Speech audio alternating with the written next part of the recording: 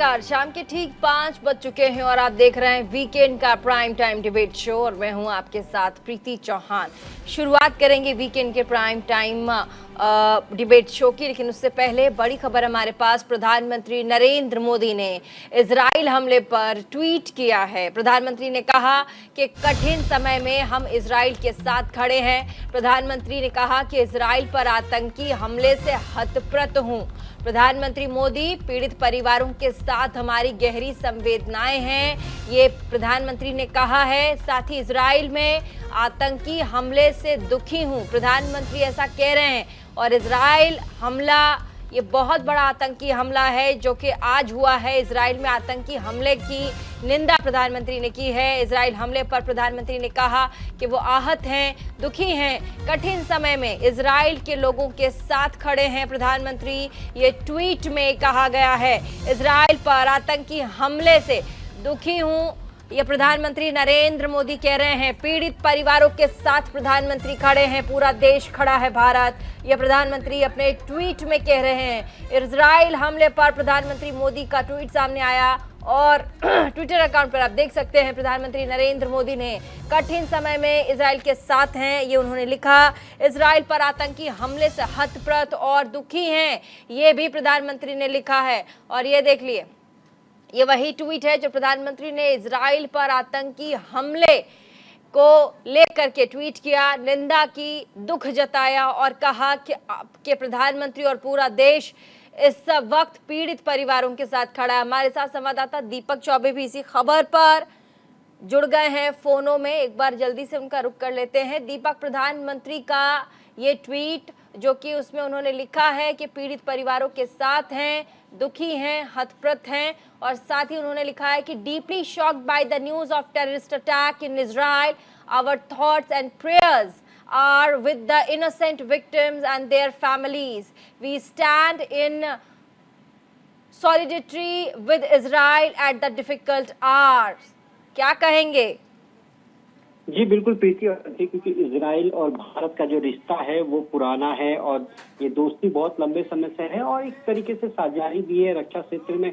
और भारत का इजराइल का पुराना रिश्ता है, जिस तरीके से उसने पहले भी भारत की मदद की है और जिस तरीके से प्रधानमंत्री नरेंद्र मोदी ने गहरा दुख जताया है कि जिस तरीके से इजराइल में आतंकवादी हमला हुआ उसके बाद जो लोग मारे गए हैं, अभी तक जो अगर सूचना की बात की जाए तो 25 से ज्यादा लोग मारे गए हैं और करीब 250 लोग जो हैं वो घायल हैं, जिनकी जो हालत है वो सीरियस है। इस और खासकर प्रधानमंत्री नरेंद्र मोदी ने साफ कह दिया है कि इजराइल के साथ भारत खड़ा है, भारत के लोग इजराइल के साथ खड़े हैं और जिस तरह की ये घटना हुई है ये निंदनीय है। और जिस तरीके से लगातार अगर बात की जाए तो इजराइल के जो पीएम है उन्होंने भी साफ कह दिया कि जितने भी आतंकवादी हैं उनको छोड़ा नहीं जाएगा और इतिहास के पन्नों में ये लिखा जाएगा कि ये युद्ध किस तरीके से हुआ। तो एक तरफ ये साफ संकेत है कि भारत जो है वो इजराइल के साथ खड़ा है और इजराइल के साथ भारत के लोग भी खड़े हैं, जिस तरीके से इजराइल पे जो हमला हुआ है। और ये बहुत ही दुर्भाग्यपूर्ण है, जिस तरीके से प्रधानमंत्री ने कहा है कि जो पीड़ित और उनके परिवारों के साथ प्रधानमंत्री नरेंद्र मोदी की संवेदना है, पूरे भारत के लोग जो लोग मारे गए हैं उनके साथ हैं।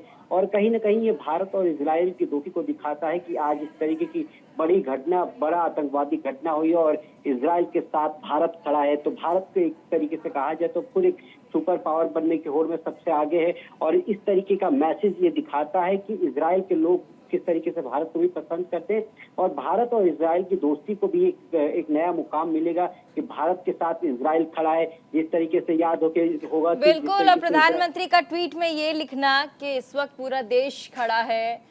प्रधानमंत्री ने ट्वीट किया कि पीड़ित परिवारों के साथ पूरा देश खड़ा है, प्रधानमंत्री खड़े हैं, ये अपने आप में बहुत बड़ी बात है। ग्लोबली उन आतंकी देशों को बड़ा कड़ा संदेश जाता है जिनकी निंदा भारत हमेशा से यूनाइटेड नेशंस में करता आ रहा है।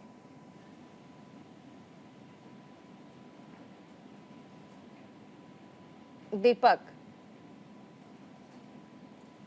चलिए बहुत बहुत शुक्रिया। दीपक चौबे हमारे साथ फोन लाइन पर जुड़े थे। आगे बढ़ेंगे। प्रधानमंत्री नरेंद्र मोदी ने ट्वीट किया, हमने आपको दिखा दिया। लेकिन आगे बढ़ेंगे अपने प्राइम टाइम डिबेट शो की तरफ। राजस्थान का चुनावी संग्राम, तो एक तरफ देश में चुनावी माहौल है, तो वहीं दूसरी तरफ जातीय जनगणना का मुद्दा गर्मा गया है। सियासत के केंद्र में यह मुद्दा इसीलिए उठ रहा है क्योंकि बीजेपी से मुकाबले के लिए विपक्ष ने जातीय जनगणना को अपना सबसे बड़ा हथियार बनाया है। बिहार सरकार ने अभी हाल में ही जातीय जनगणना के आंकड़े पेश किए, जिस पर जमकर सियासत हो रही है। लेकिन अब बिहार की तर्ज पर ही राजस्थान में भी जातीय जनगणना होने जा रही है। राजस्थान में मुख्यमंत्री अशोक गहलोत ने घोषणा की कि राजस्थान में भी जातीय सर्वे किया जाएगा। गहलोत सरकार का कहना है कि जातीय जनगणना के आंकड़े जुटाने के बाद सभी जातियों की उसकी संख्या के हिसाब से भागीदारी तय की जाएगी। हालांकि जातीय जनगणना कैसे होगी, इसकी गहलोत सरकार ने फिलहाल कोई जानकारी अपडेट नहीं दी है। दरअसल इसी साल राजस्थान में विधानसभा चुनाव होने हैं। चुनाव आयोग जल्द ही तारीखों का ऐलान भी कर देगा। अब इसके बाद आचार संहिता लग जाएगी और जातीय जनगणना का काम पूरा नहीं किया जा सकेगा। लेकिन ये सब जानते हुए भी मुख्यमंत्री गहलोत ने जातीय जनगणना कराने का ऐलान किया है। मुख्यमंत्री गहलोत की इस घोषणा को बीजेपी चुनावी स्टंट बता रही है, तो वहीं विपक्ष पूरे देश में जातीय जनगणना कराने की बात कर रहा है। लेकिन इन सब के बीच सवाल यहाँ ये कि मुख्यमंत्री अशोक गहलोत को क्या ये घोषणा सिर्फ एक चुनावी जुमला के तौर पर इस्तेमाल करेंगे? क्या राजस्थान में जातिगत सर्वे की बात से कांग्रेस सत्ता में वापसी का सपना देख रही है? क्या राजस्थान में बिहार वाला दाव काम आएगा? इन सभी सवालों के जवाब हम लेंगे, लेकिन उससे पहले छोटा सा रिपोर्ट, उसके बाद फिर चर्चा।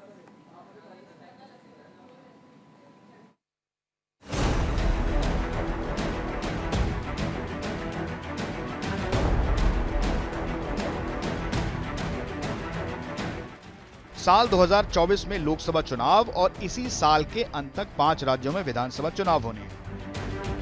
चुनावी माहौल है, ऐसे में सभी राजनीतिक दल अपने अपने एजेंडे सेट करने में जुटे हुए हैं। एक तरफ बीजेपी महिला आरक्षण बिल के नाम पर सियासी पिच बिछा रही है, तो वहीं विपक्ष जातीय जनगणना को मुद्दा बनाकर चुनावी दांव खेल रहा है। देश की सियासत के केंद्र में इन दिनों जातीय जनगणना का मुद्दा गरमाया हुआ है। सबसे पहले बिहार सरकार ने जातीय जनगणना कराकर अपनी चाल चली, तो इसके पीछे पीछे कांग्रेस भी चल दी। अब कांग्रेस शासित राज्यों में भी जातीय जनगणना कराने का जोर दिया जा रहा है।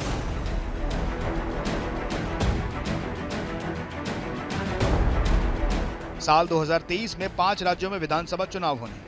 हालांकि अभी विधानसभा चुनाव की तारीखों का ऐलान तो नहीं हुआ, लेकिन सियासी चहलकदमी जरूर शुरू हो गई है। एक तरफ बीजेपी राजस्थान और छत्तीसगढ़ में अपनी सत्ता जमाने में जुटी है, तो वहीं कांग्रेस इन राज्यों में अपनी सत्ता बचाने के साथ साथ बीजेपी शासित राज्यों में सत्ता परिवर्तन करने की कोशिश में जुटा है, जिसके लिए कांग्रेस राजस्थान में बिहार वाला फार्मूला अपनाने जा रही है। दरअसल बिहार में जातीय जनगणना के आंकड़े जारी होने के बाद राजस्थान के मुख्यमंत्री अशोक गहलोत राजस्थान में भी जातीय सर्वे कराने जा रहे हैं। मुख्यमंत्री गहलोत के इस ऐलान के बाद सियासत भी शुरू हो गई है। मुख्य फैसला बहुत इम्पोर्टेंट किया गया है कि जो राहुल गांधी जी ने कहा था और रायपुर के अधिवेशन के अंदर, कांग्रेस अधिवेशन के अंदर जातिगत जनगणना की प्रस्ताव पास हुआ था, वो हमारे अहम बात है कि हमारे महाधिवेशन कांग्रेस का, अखिल भारतीय कांग्रेस कमेटी महाधिवेशन, उसके अंदर जो प्रस्ताव पास हुआ उसके आधार पर हमने तय किया है राजस्थान सरकार भी बिहार की तरह जातिगत जनगणना करवाएगी।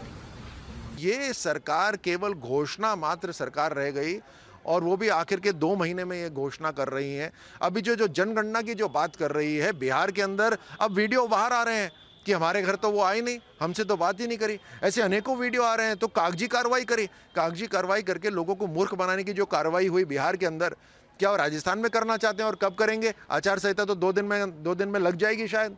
तो ये घोषणा, इनका नाम कर देना चाहिए घोषणा वीर मुख्यमंत्री, क्योंकि इन्होंने कोई काम नहीं करा, केवल कुर्सी बचाने की। राजस्थान में कोर कमेटी की बैठक में जातीय जनगणना कराने के लिए प्रस्ताव पर मोहर लगाई गई, लेकिन गहलोत सरकार के लिए यह सर्वे कराना इतना आसान नहीं है। दरअसल राज्य में जाति गिनने के लिए कम से कम 3 महीने का समय चाहिए।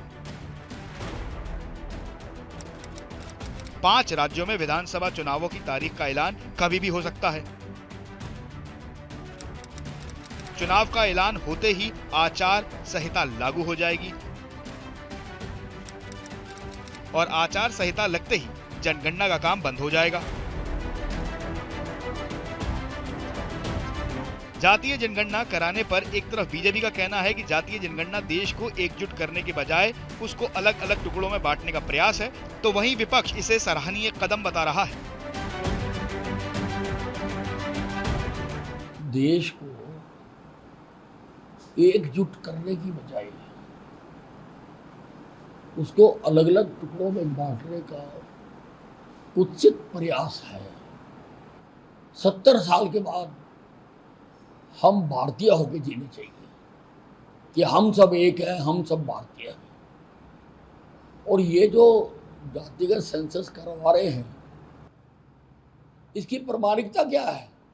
और आज जातिगत गणना की पैरवी कर रही हैं, उनको बताना चाहिए कि जितने जितने साल वो सत्ता में रहे, उन्होंने इन जातियों के लिए क्या किया। तो हर जगह होना ही चाहिए। पूरे देश में जो है मांग जो है उठ रही है। कई राज्य जो है अब जो है चुनावों में भी बोला गया है कि हर जगह जो है कास्ट सेंसस जो है राज्य सरकार जो है कराएगी, लेकिन असल में ये तो काम जो है मानवता के लिए हुआ है ना। और जो लोग आपत्ति जो लोग दर्ज करते हैं, उन लोगों को कम से कम प्रधानमंत्री से बोल करके देश भर में जाति जनगणना करवानी चाहिए। यहाँ तो सेंसस भी नहीं हो रहा, तो आपको पता होगा ना कि आपकी आबादी जो है देश की वो कौन सी स्थिति में है। लोकसभा चुनाव से पहले फिर से जाति आधारित जनगणना पर राजनीति शुरू हो गई है। राजस्थान में जातिगत सर्वे की घोषणा कर गहलोत सरकार ने चुनावी दांव चल दिया है। बीजेपी इसे सियासी रंग भी दे रही है, लेकिन दोनों पार्टियों को जाति कार्ड से कितना फायदा होगा, ये तो आने वाला समय ही बता पाएगा। Bureau report, news India.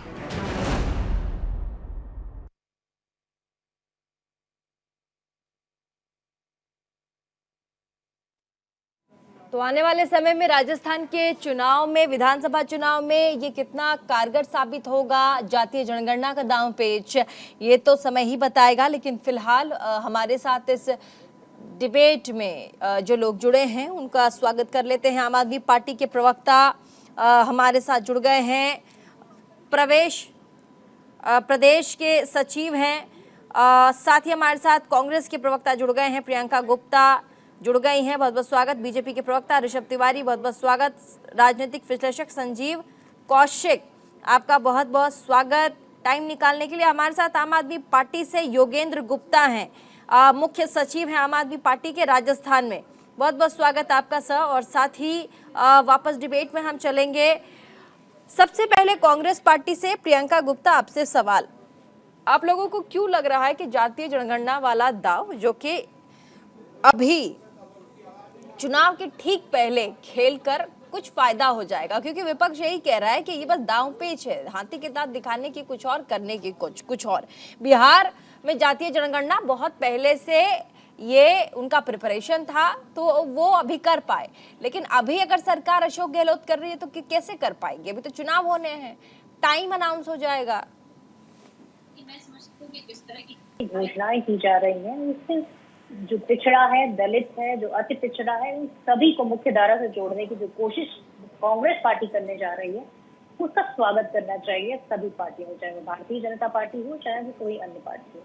और मुझे लगता है कि जिस तरह की घोषणाएं की जा रही है, उससे सामाजिक न्याय की बात जो बहुत पहले कही गई थी, उसको एक धरातल पर आने की बात है। लेकिन वो इतने सालों में, ये सवाल उठ रहा है कि इतने सालों में 5 साल का टेन्योर, अभी फिलहाल अगर रिसेंटली देखें, अभी जस्ट चुनाव के पहले करने का क्या है? क्या सरकार इनसिक्योर है? क्या अशोक गहलोत इनसिक्योर है? कि कांग्रेस पार्टी लगातार पिछड़ों हो, दलित हो, चाहे इकोनॉमिक वीक सेक्शन हो, सबके साथ लगातार काम करती है।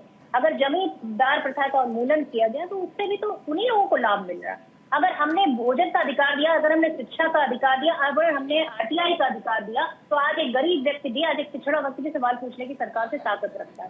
तो सरकार ने लगातार उत्थान की बात करी है, लगातार महिलाओं को आगे बढ़ाने की बात की, पर भारतीय जनता पार्टी का क्या? जो महिला आरक्षण की बात करी, परंतु महिला आरक्षण देने के लिए उनके पास आज भी कोई आधार नहीं है। और उन्होंने ये भी नहीं कहा कि हाँ ठीक है उसमें हम ओबीसी महिलाओं को क्या दे रहे हैं। तो अगर पिछड़ा सेक्शन पिछड़ा ही रह जाएगा, ना वो राजनीतिक रूप से, ना ही वो शैक्षिक रूप से, और ना ही वो सरकारी नौकरियों के रूप से आगे बढ़ पाएगा, तो फिर क्या मतलब निकलता है। अगर भारतीय जनता पार्टी चाहती है कि संविधाओं पे नौकरी देनी है, तो इसका मकसद क्या है? इसका मकसद ये है कि वो आरक्षण को खत्म करना चाहती है। वो इकोनॉमिकली वीक सेक्शन जो पिछड़ा है, अति पिछड़ा है, दलित है, वंचित है, शोषित है, उसको पीछे ही रखना चाहती है। ये उनका उद्देश्य है और इसीलिए उन्हें आज इतना डर अरे लग जो रहा है कि राजनीतिक कांग्रेस पार्टी बड़े बड़े राजनीतिक विश्लेषक हैं वो कह रहे हैं कि ठीक है, आपको समानता लानी है, आपको जानना है कि कौन सी धारा के लोग पिछड़ गए हैं, उनको मुख्य धारा में लाना है, लेकिन सीधे चुनाव के पहले क्यों? ये चुनावी स्टंट तो नहीं है। हमारे साथ बीजेपी के प्रवक्ता ऋषभ तिवारी जुड़े हैं। क्या अशोक गहलोत जो राजस्थान के लिए कह रहे हैं कि यहाँ पर हम जातीय जनगणना कराएंगे, ये चुनावी स्टंट है, या फिर वाकई में अशोक गहलोत ऐसा करने जा रहे हैं और करने भी जा रहे हैं, तो फिर बीजेपी को इससे क्या प्रॉब्लम है? प्रीति जी, सबसे पहले धन्यवाद चर्चा में आमंत्रित करने के लिए। मुझे लगता है कि जो इंडिया अलायंस जो है ये विकास के नाम पे चुनाव जीत नहीं सकती, और इनको दर्द इस बात का है कि देश की जनता, राज्य की जनता भारतीय जनता पार्टी के विकास नीतियों के साथ जुड़ी हुई है, तो ये इन लोगों को जातियों में तोड़ने का काम कर रहे हैं। भारतीय जनता पार्टी ने देश में जहां ये देखा कि देश चंद्रयान 3 तक पहुंच रहा है, चांद तक पहुंच रहा है, स्टार्टअप ला रहा है, भव्य G20 हो रहा है, वंदे भारत निकल रहा है। मैडम, आपको प्रॉब्लम है क्या बीच में बोलने की? आपके बीच में मैंने नहीं बोला था। स्टार्टिंग वाले राउंड में मत बोलिए, स्टार्टिंग वाले राउंड में बोलने दीजिए, बस स्टार्टिंग वाले राउंड में बोलने दीजिए प्रियंका जी। उसके बाद स्टार्टिंग बस समय नहीं है, स्टार्टिंग समय नहीं है, 18 मिनट हो गए हैं, स्टार्टिंग में बोलने दीजिए, फिर मैं पूरा मौका दूंगी। और जहाँ पे देश इतनी तरक्की देख रहा है वहाँ ये जातियों में आपस में लड़ा रहे हैं। देश का युवा और नागरिक इतना बेवकूफ नहीं है, और देश इतना समझता है कि कौन केवल अपनी राजनीतिक सत्ता सुख के लिए जाति जनगणना की बात करता है। भारतीय जनता पार्टी जाति के उत्थान की बात करती है। ये जाति की बात इसलिए करते हैं ताकि सत्ता में आ सके। मजबूरी इनकी है, हमारी यही मजबूती है कि हम जनता को विकास की राह पे कैसे लेके जाएं। और हमने कई डेटा ऐसे देश के सामने रखे हैं, और उसी डेटा के आधार पर हम काम भी कर रहे हैं। जिनको जाति की राजनीति करनी है, तोड़ने वाली, वो तोड़े, हम उत्थान की राजनीति करेंगे, उस ओर बढ़ेंगे। हमारे साथ आम आदमी पार्टी की प्रवक्ता भी जुड़ी हुई हैं, एक बार उनका भी रुख कर लेते हैं। चंद्रमुखी रेखवाल जी, आप राजस्थान में चुनावी समीकरण कैसे जल्दी जल्दी बदल रहे हैं, क्योंकि चुनाव नजदीक आने वाले हैं, और साथ ही जो चुनाव जो डेट्स हैं, जो तारीखें हैं चुनाव की, वो भी उसकी घोषणा होने वाली है। क्या जातीय जनगणना इस चुनाव में विधानसभा के राजस्थान में एक बहुत पॉजिटिव रिजल्ट लेकर के आएगा अशोक गहलोत के लिए, या फिर लोग समझेंगे कि ये चुनावी स्टंट है? क्या कहेंगे? देखिए प्रीति, चाहे वो केंद्र की सरकार हो चाहे राज्य की सरकार हो, आज के दिन सच में कहा गया है कि वीर बने हुए हैं। 5-5 साल का कार्यकाल दोनों का हो चुका है, केंद्र का इवन 10 साल का होने वाला, और गहलोत जी का 5 साल का कार्यकाल हो चुका है। ये 2 महीने में इनको सारी घोषणाएं याद आ रही है। जब ये सत्ता में चुन के आए थे उसी दिन के जो भी है काम करने थे जनहित में, वो सारा इनके घोषणा पत्र में होना चाहिए था, और अभी तक इनको रिपोर्ट कार्ड पेश करने का टाइम था। ये लुभावने वादे हैं, जनता समझ रही है, जनता कांग्रेस को भी समझ रही है, जनता भारतीय जनता पार्टी को भी समझ रही है। जनता को अपने हित, जनता के हित में जो एक आम आदमी के अधिकार है वो उन पे काम करेगा, जनता उन्हीं के साथ रहेगी। संजीव कौशिक जी, राजस्थान के चुनावी समीकरण को कैसे आंकते हैं आप? अशोक गहलोत, जिन्हें राजनीति का पंडित कहा जाता है, कहते हैं जादूगर हैं राजनीति के, कहाँ क्या खेल और जादू कर जाएं किसी को पता नहीं चलेगा। देखिए, निश्चित तौर पे भारतीय जनता पार्टी के लिए ये एक परेशानी का कारण तो बनेगा ही। जातिगत जनगणना की बात हो रही है, बिहार से जो शुरू हुई है लहर, पहले इस दिन भी कहा था आपके डिबेट में थी, अब ये धीरे धीरे विपक्षी पार्टियां जितनी भी हैं वो अपने स्टेट में कराएंगी, और ये मांग बढ़ेगी देश के सरकार से भी। सारी पार्टियां मांग करेंगी कि पूरे हिंदुस्तान में जातीय जनगणना हो। भारतीय जनता पार्टी के पेशानी पे लकीरें इसलिए बढ़ती है क्योंकि वो बहुसंख्यक की राजनीति करती है, और इसमें बहुसंख्यक बिखरा हुआ दिखाई दे रहा है। हम जानते हैं कि आज के वक्त में जब जाति के आधार पर, या किस जाति में किसके कितने वोटर हैं उसके आधार पर जब टिकटों का चयन होता है, बंटवारा होता है, तो खुल के ये कहने में कोई परहेज नहीं होनी चाहिए। ठीक है, भारतीय जनता पार्टी ऋषभ तिवारी। प्रीति जी, मुझे बताते हुए थोड़ी खुशी भी हो रही है कि आपके डिबेट को काफी लोग देखते हैं। बड़ा अच्छा पैनल डिस्कशन चलता है न्यूट्रल रूप से इस चैनल पे। एक सवाल है आपके एक व्यूअर्स का जो राजनीतिक गलियारे से ही हैं कि अभी से आपके पैनल पे ये देखा गया कि कांग्रेस की बात करते हुए आम आदमी पार्टी के प्रवक्ता ने क्या कहा कि देश की जनता कांग्रेस को भी देख रही है और भाजपा को भी देख रही है। इट मीन्स अभी से ये अलग होने लग गए। जैसे जैसे स्टेट बदल रहा है, इनकी नीतियां बदल रही है, नेतृत्व बदल रहा है, यानी कि एक जुमला वाला गठबंधन एक्सपोज हो रहा है। ये सरेआम। और ये सवाल है बड़े आधिकारिक तौर पे कि क्या आम आदमी पार्टी के प्रवक्ता अपने केवल 24 में गुमराह करने के लिए गठबंधन है या सच में नीतियों के आधार पे गठबंधन है? कृपया करके पूछा जाए। बड़ा महत्वपूर्ण सवाल है। चंद्रमुखी जी, जुमला जीवी गठबंधन है क्या? जुमला जीवी गठबंधन कह रहे हैं भारतीय जनता पार्टी के प्रवक्ता ऋषभ तिवारी। कह रहे हैं कि अभी अभी जातीय जनगणना पर दोनों पार्टियों में फाड़ दिखी। फाड़ की बात नहीं है, हम जनहित की बात कर रहे हैं। आप देखिए भारतीय जनता पार्टी का ये बुरा हाल हो रखा है कि इनको इंडिया नाम लेने में शर्म आने लगी है। प्रधानमंत्री जी घमंडी गठबंधन बोल रहे हैं, तो ये इनकी हार और इनकी बौखलाहट है। गठबंधन जिस पर्पज से बना था, गठबंधन अपने गठबंधन के नियमों के साथ काम कर रहा है और उसमें 2024 की तैयारी में पूर्णतः साथ है। गठबंधन में हम कोई भी तरीके से अलग नहीं है, लेकिन स्टेट लेवल पे जनहित पे हम आम आदमी पार्टी हमेशा जनहित के लिए काम करती है और वो हर स्टेट में एरिया वाइज जहां उनकी जरूरत होगी उस पे हम बोलेंगे। बात अभी जैसे जातिगत जनगणना की थी, तो जिसका जो अधिकार है, जितनी जनसंख्या में है उनको वो मिलना चाहिए।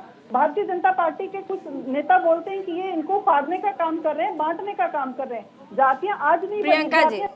प्रियंका गुप्ता जी, जल्दी से, उसके बाद फिर हमें ब्रेक पे जाना पड़ेगा। आधार और जुमले की बात कर रहे थे तो मुझे हंसी आती है कि जुमले का नाम लेते हुए इन्हें अपने प्रधानमंत्री याद नहीं आते। इस देश में सबसे बड़े जुमले अगर किसी ने दिए हैं तो माननीय प्रधानमंत्री जी ने दिए। चाहे वो 2 करोड़ रोजगार का जुमला हो, चाहे वो 15 लाख का जुमला हो, चाहे वो स्मार्ट सिटी का जुमला हो, हर तरफ जुमले ही जुमले उन्होंने दिए। चाहे उन्होंने जो है जो किसानों की आय दोगुनी करने की बात की, जो जुमले दिए वो सारा देश देख रहा है। इसमें जुमला शब्द बोलने से पहले अपने आप को तस्वीर देख लिया करें, उसके बाद बोला करें। उसी के अभी इजराइल की बात चल रही थी तो मुझे लगा कि देखिए इजराइल को एक हमला हुआ आतंकवादी, उसका कोई भी जो है हमारा पूरा देश उसका विरोध करता है। लेकिन क्या मणिपुर पे प्रधानमंत्री को 3 महीने बाद याद आया? क्या वहाँ जो कश्मीर में जब हमारे तीन अधिकारी शहीद हुए थे तब प्रधानमंत्री का कोई ट्वीट नहीं आया था? तो ये देश को नेग्लेक्ट करने की आदत बन गई है। छोटे से ब्रेक के लिए फिलहाल रुकना पड़ेगा। छोटे से ब्रेक के लिए हम यहाँ रुकेंगे, कहीं मत जाइएगा। राजस्थान का ये जो चुनावी संग्राम है, चुनावी समीकरण है, इस पर जातीय जनगणना का कितना असर पड़ेगा ये देखने वाली बात होगी। वीकेंड के इस महासंग्राम में छोटा से ब्रेक के लिए हम रुकेंगे, कहीं मत जाइएगा, फौरन हाजिर होते हैं।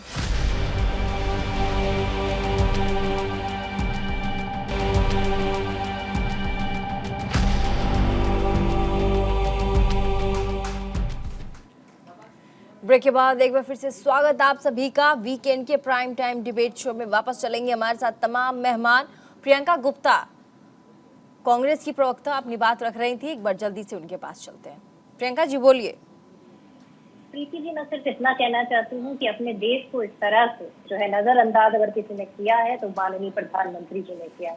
क्योंकि मणिपुर आज भी जल रहा है पर मणिपुर पर कोई चर्चा नहीं होती।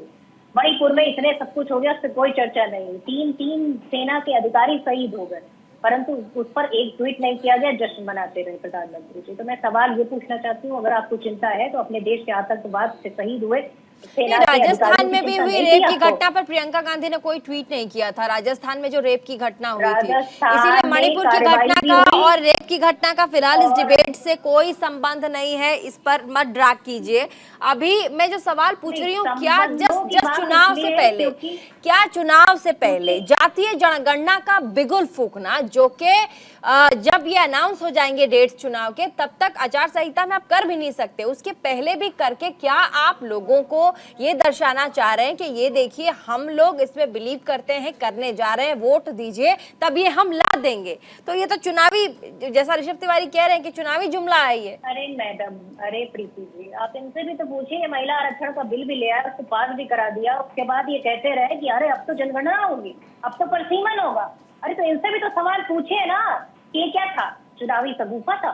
एक्सेप्ट कर लिया यहाँ पर बैठे बीजेपी के प्रता की ये चुनावी सगुफा था। इनकी तो इंटेंशन थी कि महिलाओं को आरक्षण देंगे, पर अब समस्या है उसके सामने, तो क्या कर सकते हैं? अगर हमारी नीति है, हमारी नियत ये है कि हम पिछड़ों को आरक्षण देंगे या हम पिछड़ों का जनगणना कराएं, ये समस्या क्या है इनको समस्या क्या हो रही है? ठीक है ऋषभ तिवारी, अगर कांग्रेस की सरकार राज्य में जातीय जनगणना का अगर के लिए सोच भी रही है तो इसमें बीजेपी को प्रॉब्लम क्या है? बीजेपी अगर तमाम पिछड़े लोगों को मूल धारा में लाकर राजनीति नहीं करना चाहती है तो वो उनकी प्रॉब्लम है। कांग्रेस ये करना चाहती है अपने राज्य में, जैसा बिहार में हुआ है, क्या कहेंगे? प्रीति जी, हमें इनके कोई जनगणना से प्रॉब्लम नहीं है। मैं दो करना चाहूंगा। पहली बात, मेरी आवाज, आपकी आवाज बिल्कुल क्लियर है, बोलिए। पहली बात तो अगर इनसे कुछ भी पूछो तो ये बोलेंगे अदानी, अंबानी, मणिपुर। ये मैं इनको बता देता हूँ कि ये वो पार्टी है जो समस्या को पैदा करती है और भारतीय जनता पार्टी समस्याओं के निदान की पार्टी है। मणिपुर का भी जो बीज आप लोगों ने जहर का बोरा था ना, उसे भी खत्म करने का काम हम ही करेंगे। आपने जितने गड्ढे देश में खोद रखे हैं उसको भरने का काम हम ही करेंगे। देश में एक करके हर काम हो रहा है और मणिपुर का भी permanent solution Bharatiya Janata party ही करेगी। ये आपसे चलता है कि आपने राजनीतिक योजना भी अपने ऊपर चला रखा है, आप बंद कर रखा है। संसद शुरू होने से पहले आदरणीय प्रधानमंत्री जी ने मणिपुर की बात कही। संसद में जब चर्चा हुई तो राहुल गांधी भाग कर रहे, पूरा विपक्ष भाग गया। चर्चा करेंगे नहीं, आरोप लगाएंगे, तो आरोप और भगोड़े पार्टी कांग्रेस पार्टी है। शर्म करिए आप लोग, शर्म आनी चाहिए आपको। बैठ कर कह रही थी, मैं इनको व्यक्तिगत रूप से टीका टिप्पणी नहीं कर रहा, कांग्रेस की आइडियोलॉजी को मैं दोगली आइडियोलॉजी कह रहा हूँ। इसलिए कह रहा हूँ क्योंकि ये वही कांग्रेस है जिन्होंने सेना के लेकिन एक जो चीज है, अच्छा एक जो सवाल है ऋषभ, जो जनता भी पूछना चाह रही है, उनको समझ में नहीं आ रहा। आप पिछड़े वंचित वर्गों की बात करते हैं, आपकी पार्टी बात करती है, आप लोग कहते भी हैं कि हम लोग सबसे ज्यादा ओबीसी के ऑफिसर्स दे रहे हैं, एससी एसटी के ऑफिसर्स दे रहे हैं। जब ये तमाम प्लानिंग, ये योजनाएं आप कर ही रहे हैं, तो फिर इस जातीय जनगणना के प्लान से अगर कोई राज करना भी चाह रहा है तो भी इसमें दोगली राजनीति, दोगला चेहरा कहाँ से आ जाता है? प्रीति जी, एक बात होती है कि जाति के आधार पर आप किसी को क्या उत्थान कर रहे हैं। एक विषय होता है कि जाति के आधार पर आप लोगों को बरगला क्या रहे हैं। ये डिफरेंसेस तो हमें समझना होगा। अगर ये ओबीसी की बात कर रहे हैं तो ये भी डिसाइड देख करके देना होगा। मुख्यमंत्री के चेहरे बिहार में कौन बनेगा, पहली बात नीतीश कुमार को। दूसरी बात इनको ये भी डिसाइड करके देना होगा कि अगर ये ओबीसी के स्थान की बात करते हैं तो अभी तक लोगों ने पैरेलल बॉडी कंपेंटेशन खड़े किए पार्टी संगठन में। भारतीय जनता पार्टी में तो ओबीसी और डेटा रख देता हूँ, हमारे प्रधानमंत्री की, लेकिन अगर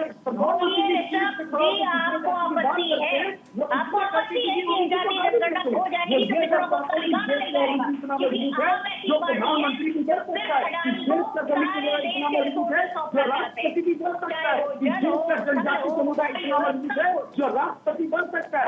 इसको तुम लोगों को यही है, क्यों जनजाति भारतीय जनता पार्टी के साथ है, क्यों दलित भारतीय जनता पार्टी के साथ है, क्यों देश में कितने सवाल हो गए तो उसके हम। ठीक है, चंद्रमुखी रेखवाल, आम आदमी पार्टी राजस्थान में किन मुद्दों पर चुनाव लड़ने जा रही है? आम आदमी पार्टी राजस्थान में किन मुद्दों पर चुनाव लड़ने जा रही है? क्योंकि आपकी पार्टी केंद्र में अलायंस में आप लोग हैं, कांग्रेस और आम आदमी पार्टी। ऐसे में अगर वहां पर आप चुनाव भी लड़ती है आम आदमी पार्टी राजस्थान में, आपको नहीं लगता कि बहुत सारी सीटें आप लोग काट लेंगे? प्रीति, मैं आपको बताती हूँ, जो आपने पूछा अभी कि किन मुद्दों पे चुनाव लड़ने जा रही है।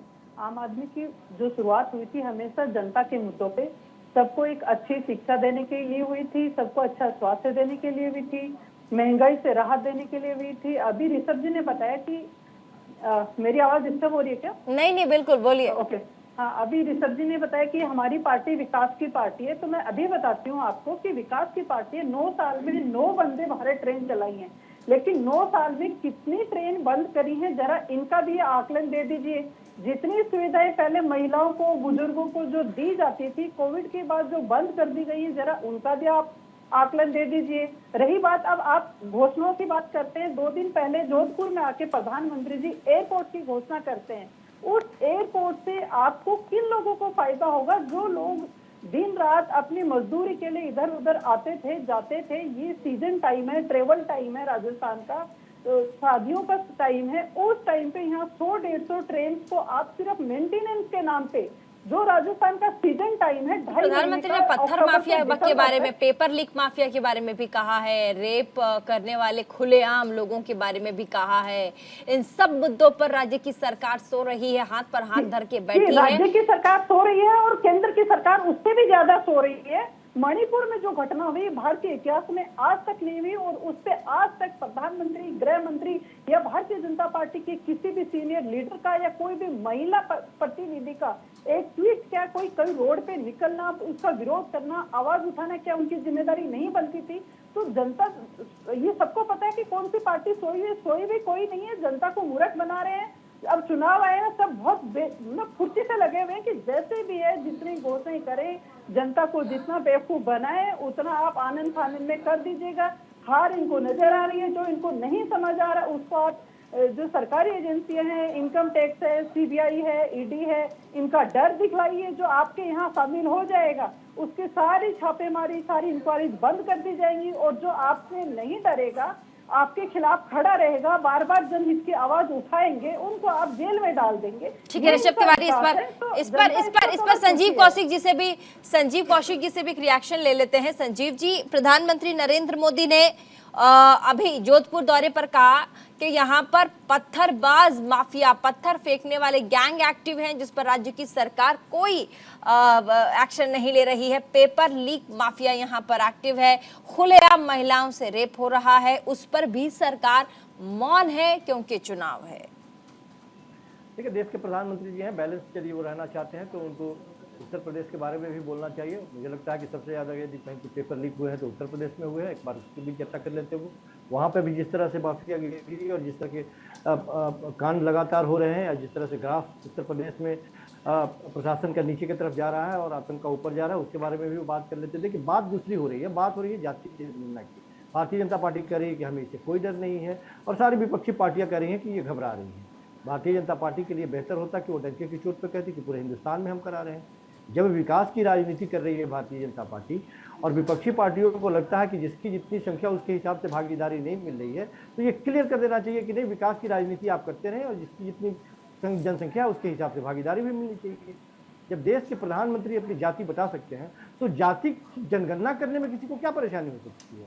हमें तो नहीं लगता है किसी को होनी चाहिए। और जिसकी जितनी जाति है उसके हिसाब से यदि कोई एक पार्टी, कोई एक दल, कोई राजनीतिक दल यदि ये कह रहा है कि उसके हिसाब से उसको उसमें प्रतिनिधित्व मिलना चाहिए, बुरा क्या है इसमें? ठीक है, ठीक है संजीव कौशिक जी। ऋषभ तिवारी क्या कहेंगे संजीव कौशिक के इस बात पर? प्रीति जी, मैं आपसे पूछना चाहता हूँ कि आप जब घर जाती हैं यहाँ अपनी न्यूज चैनल पे, तो आपको क्या ये डर बताता है कि ईडी सीबीआई आ जाएगा? जब तक तो विवाद सवाल पूछती है तब तक डर को मुझसे कितनी बार आपने कौन सा सवाल पूछा है, लेकिन नहीं, आप विवाद होकर घर जाती है। तो क्या आप एक ईमानदार पत्रकार है? इसी प्रकार इस देश में किसी ईमानदार लोगों को कोई डर नहीं है, लेकिन उस चोर को जरूर डर है जिसने चोरी की है, और कोई किसी का नहीं चोर नहीं है। मैं आपको आज चैनल पे देते हैं, आज की डेट में पता कर ले, उनसे कोई एलिगेशन सीबीआई का नहीं है। आप कृपया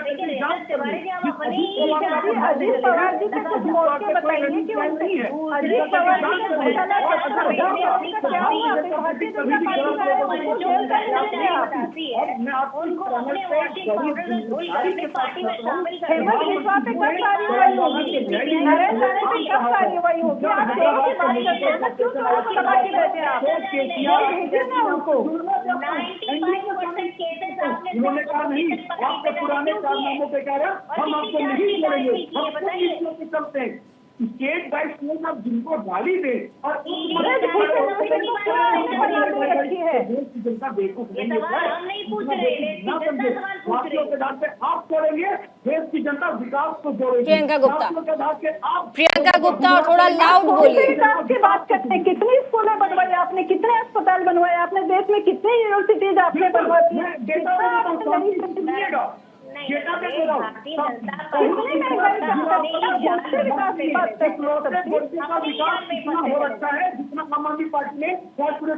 ठीक है, प्रियंका गुप्ता, प्रियंका गुप्ता बोलेंगी, कांग्रेस की प्रवक्ता प्रियंका गुप्ता।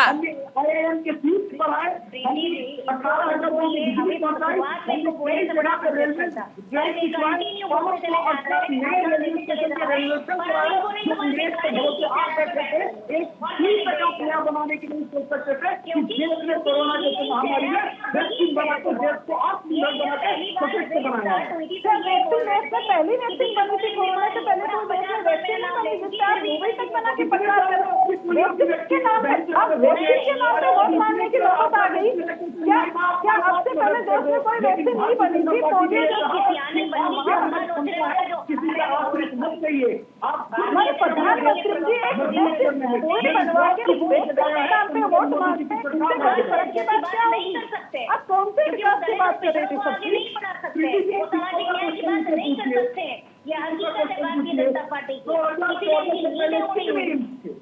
इन्होंने देश को सिर्फ बरगला रखा है, सिर्फ झूठ बोल रखा है कि किसी का विकास नहीं चाहते हैं, सिर्फ अडानी और अंबानी का विकास के अलावा किसी और का विकास नहीं। अगर ये लोग भी बात करते हैं तो बड़े उद्योगपतियों का बात करते हैं। 2014 से पहले आईएम की सीट क्या थी? 2014 से पहले एनएससी अच्छा ठीक है, प्रियंका जी, प्रियंका जी, ये जातीय जनगणना वाला मामला विपक्ष के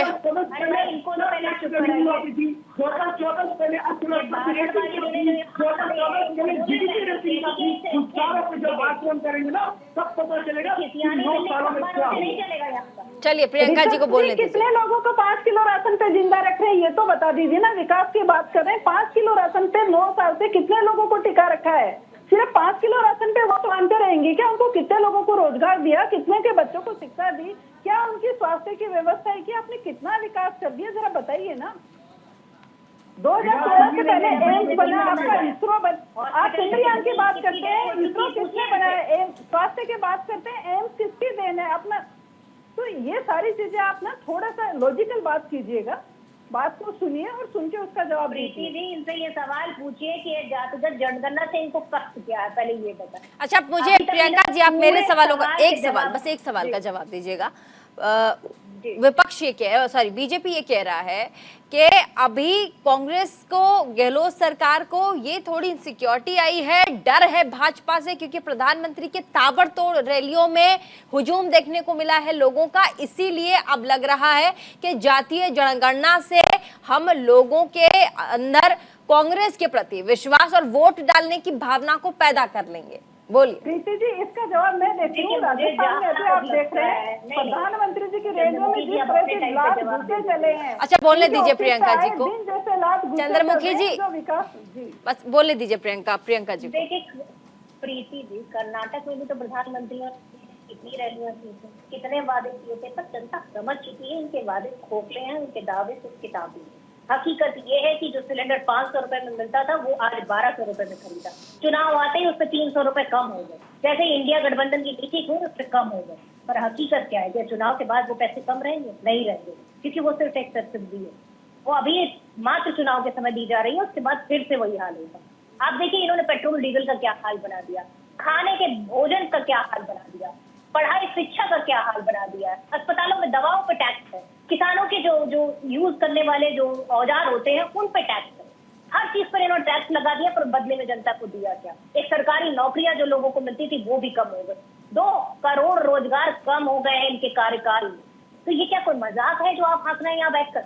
कोई मजाक नहीं चल रहा है। इस देश का गरीब आपसे पूछ रहा है, इस देश की जनता आपसे पूछ रही है, इस देश का किसान आपसे पूछ रहा है, इस देश की महिलाएं आपसे पूछ रही है, जो अपने आप को ठगा हुआ महसूस कर रही है कि आप महिला आरक्षण बिल लेकर आए पर सिर्फ दिखावा। इस देश का बेरोजगार आपसे पूछ रहा है कि 45 साल में सबसे ज्यादा बेरोजगारी आपके कार्यकाल में क्यों है, इससे पहले क्यों नहीं हुई? इस देश का किसान पूछ रहा है कि आपने आय दुगनी करने की जो बात करी थी वो सिर्फ लोगों को ठगा आपने। अडानी की संपत्ति बढ़ती चली जा रही है और आप मजाक समझते हैं इस बात को। ऋषभ तिवारी मैडम बोल रहे हैं, सुन लीजिएगा। पहली बात तो ये इन्होंने कहा कि गरीब की चिंता और मेडिसिन की, इन लोगों को वोटिंग की शर्म नहीं आती कि 2014 से पहले कोई ऐसी व्यवस्था नहीं थी जहाँ पे बिल्कुल 90% कम रेट की मेडिसिन ले सके। जेनेरिक मेडिसिन लाकर प्रधानमंत्री सेवा केंद्र बनाने के बाद नरेंद्र मोदी जी ने किया। सब मानी चाहिए कांग्रेस की व्यवस्था को बैठकर मैडम बोलिए, अक्सर झूठे लोग बीच में बोलते हैं जो आप कर रही है और आपकी पार्टी करती है। अगर आप सच्ची है तो सच अपनी बात से अपने समय पे बोलिएगा। अक्सर झूठे लोग बीच में चिल्लाते हैं। और दूसरी बात, अडानी की बात करती है, अरे अडानी जी बहुत अच्छे हो जाते हैं जब राजस्थान में इन्वेस्टमेंट करते हैं, अडानी जी बहुत अच्छे हो जाते हैं जब बंगाल में इन्वेस्टमेंट करते हैं। और इस समय आप लोगों की नैतिकता कहाँ चली गई थी जब अमेरिका में जाते हैं इन्वेस्टमेंट लाने की बात करते हैं उस समय आपकी नीति कहाँ चली गई थी जब न्यूज क्लिप में सवाल खड़ा होता है उसको वोट साफ देते हैं। उस समय आप लोगों की नीति कहाँ चली गई थी जब महिलाओं की की बात करते हैं और मसाले की महत्वपूर्ण रूप से ठीक है रही थी। उस समय आप लोगों की नीति कहाँ चली गई थी जब देश में हर जन ये के आप लोगों ने नहीं सोचा। उस समय आप लोगों की नीति कहाँ चली गई थी जब एक स्वास्थ्य बीमा देने तक आप लोगों ने नहीं सोचा। उस समय आप लोगों की नीति कहाँ चली गई थी जो आप लोगों ने नहीं सोचा। गरीब की बात करके वोट लेने का आप लोगों ने काम किया है और गरीब को सशक्त बनाने का काम नरेंद्र मोदी जी की सरकार ने किया है। इस सरकार हमने इस देश में एक स्टार्टअप के साथ भी 2 करोड़ से ज्यादा ऐसे कई उदाहरण है। विकास देखने के लिए बिल्कुल विशाल करना होगा। इन्होंने बिल्कुल विशाल नहीं किया है। राजनीतिक वोट या बिंद जिनके आंखों में वो कतई इस विकास को नहीं समझ सकती। लेकिन झूठ बोलना बंद करिए क्योंकि झूठ अब नहीं चलेगा आपका। जितने झूठ आपको बोलने थे, जितने जुमले आप जुमले आप बोल चुके हैं, बंद करिए जुमले बोलना। हकीकत में आइए, कितना रोजगार दिया आपने? ठीक है संजीव कौशिक जी, क्या जातीय जनगणना वाला मामला जो मुख्यमंत्री कह रहे हैं, जिसका अनाउंसमेंट है, ये चुनावी जुमला है? भले ही ये लागू होगा लेकिन फिलहाल के लिए क्या ये चुनावी जुमला है? देखिए, विपक्षी पार्टियां निश्चित तौर पे जातिगत जनगणना के आधार पर ये बात उन लोगों को दिखाने में कामयाब रहेगी और लगातार उसी पर वो फोकस कर रही हैं कि जो अति पिछड़े वर्ग के लोग हैं, जिन लोगों के राम के नाम पर झंडा लेके दौड़ाया गया है, उन्हें अब रोटी चाहिए।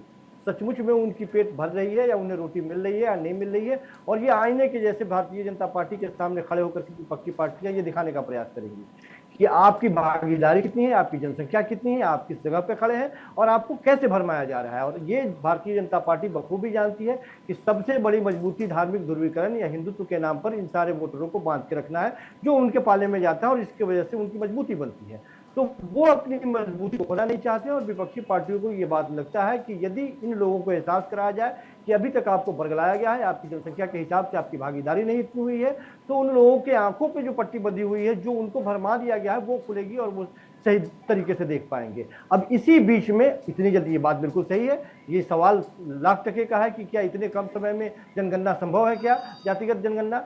लेकिन मैं भी मानता हूं कि ये संभव नहीं है, एक लंबी प्रक्रिया है, उसके लिए कम से कम 3 महीने के आसपास का वक्त चाहिए। लेकिन राजनीतिक दलों के लिए ये कोई नई बात नहीं है कि उसकी शुरुआत ही वो वैसे समय पे करते हैं जहाँ पे चला चली की बेला होती है। और उसका लाभ भी देश के प्रधानमंत्री जी जब जाकर के कहीं शिलान्यास अभी कर सकते हैं, किसी स्टेट में किसी चीज़ का उद्घाटन कर सकते हैं, या उसी आधार पर विपक्षी पार्टियां या सत्ता में बैठी हुई पार्टियां इस तरह का ऐलान करती हैं, तो उसके राजनीतिक मायने तो है ही, इससे इनकार नहीं किया जा सकता। लेकिन अब इसके फायदे कितने मिल पाएंगे, ये तो भविष्य के गर्त में इसका सवाल छुपा हुआ है। लेकिन पार्टी अपने अपने तरीके से अपना चुनाव रणनीति तैयार करती है। चलिए फाइनल कमेंट की तरफ हमें जाना पड़ेगा। शुरुआत करते, ऋषभ भी कुछ कहना चाह रहे हैं, जल्दी से कुछ सेकंडों में अपनी बात कह दें, उसके बाद फाइनल कमेंट। प्रीति जी, एक छोटा सा रिमार्क बस ये है कि इस देश में इसकी करंट की राजनीति की जाति जनगणना हो रहा है। ये पता है कि एक बहुमूल्य समुदाय एक साथ अगर मूव कर गया तो इन लोगों की जो इसकी करंट की राजनीति है वो टूट गई। ये अगर जाति कराएंगे तो केवल हिंदू में करा रहे हैं, नीति भर में नहीं कराएंगे। मुझे जो पता है आपस में तोड़ो, सत्ता में आओ, ये नीति कांग्रेस की है। ठीक है, फाइनल कमेंट की तरफ जाएंगे। शुरुआत करते हैं आम आदमी पार्टी की प्रवक्ता चंद्रमुखी रेसवाल से। देखिए प्रीति जी, सच्ची देखा जाए तो एक महिला आरक्षण जो एक जुमला आया था, सभी विपक्षी पार्टियों ने बहुत ही तहे दिल से उसका स्वागत किया था कि वो देर सवेर जब भी होगा लेकिन महिलाओं के हित में होगा। हालांकि 33% की जगह वो 50% होना चाहिए था। और आज समय है कि हमारी केंद्र की सरकार को भी इसका समर्थन करना चाहिए। ओबीसी में जो वंचित वर्ग हैं या जो भी अन्य पिछड़ी जातियों के लोग हैं, जातिगत जनगणना से जो पिछड़े लोग हैं, उनको एक मौका मिलेगा, तो इनको भी इसका स्वागत करना चाहिए और पूरे देश में इसको लागू करना चाहिए। प्रियंका जी, फाइनल कमेंट दीजिए। प्रीति जी, मैं सिर्फ इतना कहना चाहती हूँ, पंक्ति में जो अंतिम पायदान में खड़ा हुआ व्यक्ति है, जो शोषित है, वंचित है, पिछड़ा है, अति पिछड़ा है, उसको आगे बढ़ाने के लिए हम सबको मिलकर काम करना पड़ेगा। अगर हम जाति जनगणना की बात कर रहे हैं तो उससे किसी को परहेज नहीं होनी चाहिए, क्योंकि वो देश की जनता है, कई वर्षों से वो पिछड़े हुए। अगर आज हम उनको नौकरी में, राजनीति में और उनको शिक्षा में अगर भागीदारी देते हैं तो इसमें इस देश का उत्थान होगा, क्योंकि इस देश के जो पिछड़े हुए लोग हैं, अगर वो आगे आते हैं तो देश ऋषभ तिवारी, फाइनल कमेंट जल्दी आगे बढ़ेगा। ऋषभ तिवारी, फाइनल कमेंट जल्दी से। आपके पैनल पे 4 लोग बैठे हुए हैं। भारतीय जनता पार्टी इस नीति पे काम करती है जिस नीति का आपने डिबेट कराया। ऐसा नहीं कि ये इस जात का इससे ज्यादा क्वेश्चन, उस जात का ठीक है, नहीं, समय की कमी, जल्दी से समय की कमी। बहुत बहुत शुक्रिया तमाम मेहमान, बहुत बहुत शुक्रिया तमाम मेहमान हमारे इस डिबेट में आए। और आपने देखा कैसे राजस्थान के चुनाव में चुनावी संग्राम आया हुआ है। आगे क्या कुछ होगा उसकी जानकारी आपको देंगे। फिलहाल छोटे से ब्रेक ले रुक रहे हैं, कहीं में जाएगा। देखते रहिए न्यूज़ इंडिया 24/7।